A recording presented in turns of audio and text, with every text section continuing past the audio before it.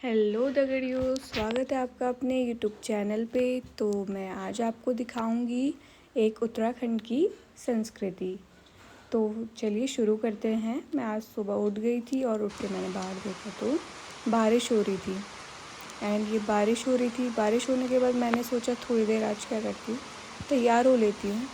मेरे पास लहंगा वहंगा पड़ा था तो मैं लगी हुई थी लहंगा पहनने में, ऐसे ही मन की बात है। तो लहंगा वहंगा पहना, थोड़ा मेकअप वेकअप करा एंड देन ये फाइनल लुक। उसके बाद हम चले जाते हैं। आज था जो मेन आपको दिखाना है वो मेला। यहाँ पिथौरागढ़ में इसको आठू का मेला बोलते हैं और ये वीडियो पिथौरागढ़ से आप देख रहे हैं। तो ये त्यौहार पिथौरागढ़ यानी कि सोरगढ़ कुमाऊँ क्षेत्रों में बहुत धूमधाम से मनाया जाता है। तो इस उत्सव का मैं आपको मतलब बताती हूँ। यह जो पर्व है वो लगता है भाद्रपद महीने में सप्तमी और अष्टमी तिथियों पर मनाया जाता है, इसलिए इसे सातू आठू कहते हैं, क्योंकि सप्तमी और अष्टमी तिथि पे मनाते हैं इसे। तो यह शिव जो है, शिव को इसमें महेश्वर कहते हैं और पार्वती को गौरा का नाम दिया जाता है। तो महेश्वर और गौरा के विवाह का प्रतीक होता है। तो उनके बीच में प्रेम व वैवाहिक बंधन का अद्भुत उत्सव मनाया जाता है। इसी को गमरा या सातू आठू कहते हैं।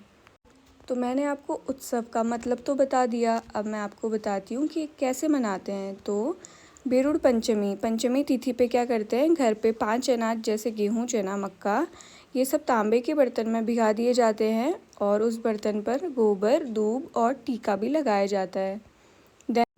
तो जो गौरा है, गमरा, तो इसे क्या करते हैं, खेतों की फसलों और घासों से बनाई जाती मूर्ति के रूप में स्थापित करते हैं। और जो महेश्वर है, यह भगवान शिव का स्वरूप है। सप्तमी पर गौरा का रूप तैयार होता है और अष्टमी पर शिव की मूर्ति बनाते हैं। तो दोनों का मिलन विवाह आदि रस्मों के माध्यम से संपन्न होता है। महेश्वर आते हैं और गौरा को मनाने और विदा करने। ठीक है, बाकी आगे आपको आगे समझाऊंगी मैं थोड़ा और। तो इसकी जो कहानी है मैं आपको थोड़ा सा बता देती हूँ जितना मुझे पता है। अगर आपको मुझसे ज़्यादा या फिर मतलब कुछ गलत हो तो आप मुझे बताइएगा कि आपने ये गलत बोला है, मैं उसको समझूंगी। तो फिर इसकी जो कहानी थी, माता गौरा पार्वती जो हैं वो अपने मायके आना चाहती थी और शिव और जो दक्ष प्रजापति हैं जो कि माता पार्वती के पिता लगते हैं, तो उनके पति का उनके साथ ना आना उन्हें बुरा लगा। तो बाद में उनका इन्हीं उलझनों के बीच उनका दिल पिघलता है और अंत में शिव आते हैं और गौरा और शिव मिलकर पूरे संसार में संतुलन स्थापित करते हैं। यही अभिनय इस उत्सव में लोकगीतों और कथाओं में गाया और मंचित होता है। तो आपको यही सारी चीज़ें इस उत्सव में दिखेंगी। मैंने आपको बता दिया है, आप मुझे बताइए कि आपको कैसा लगा। और आप अब ये प्यारे प्यारे रैली, उसके बाद फंक्शंस होंगे, उनका आनंद लीजिए।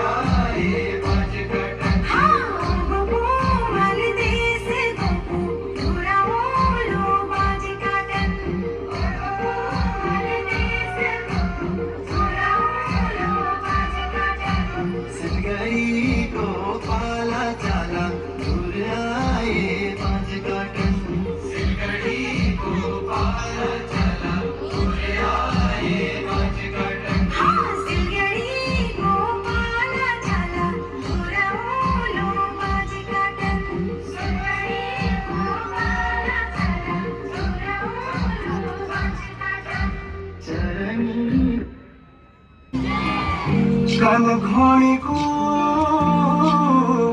केड़ी लगी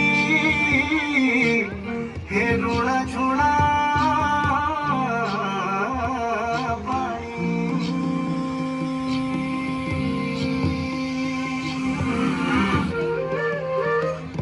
लागते चकेला साजो लागते चकेला साजो लागतो चकेला साजो लागते चकेला साजो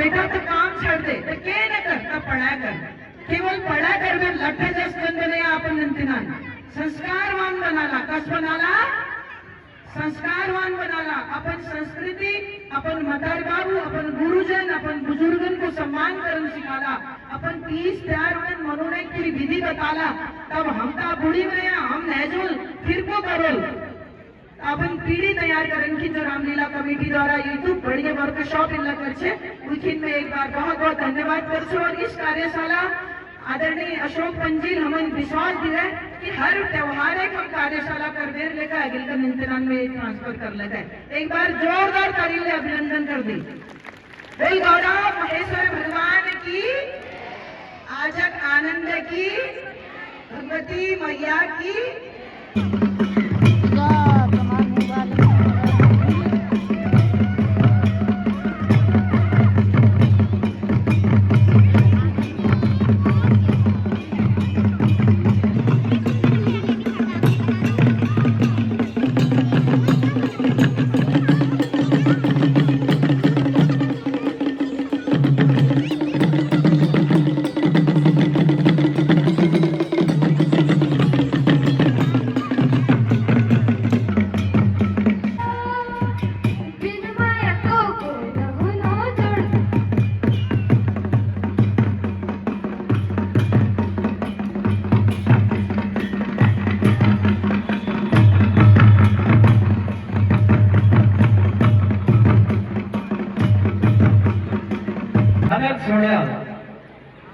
संसार के नियंता आदि शक्ति मां भगवती मां सती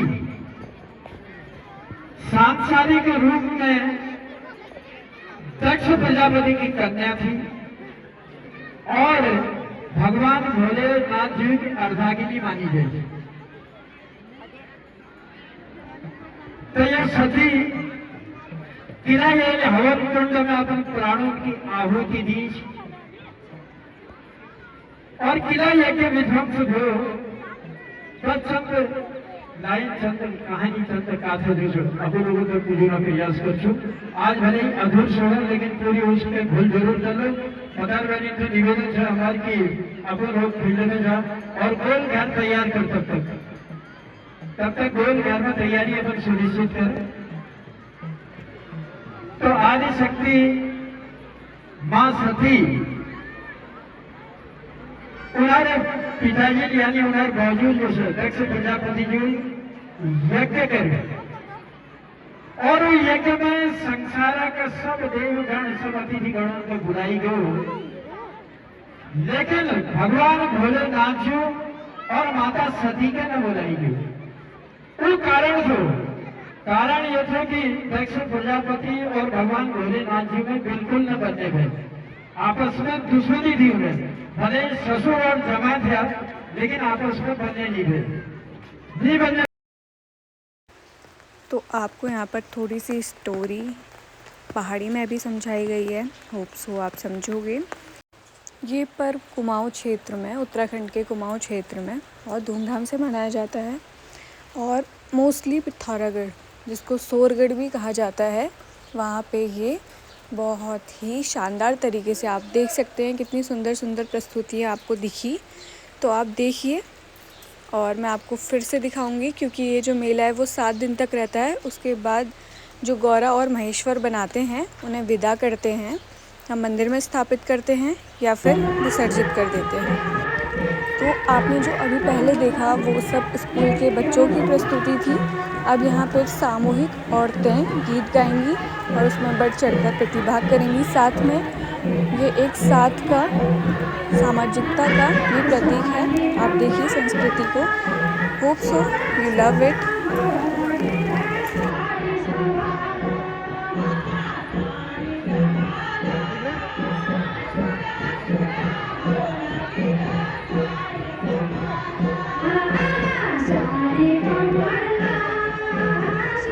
Sorry,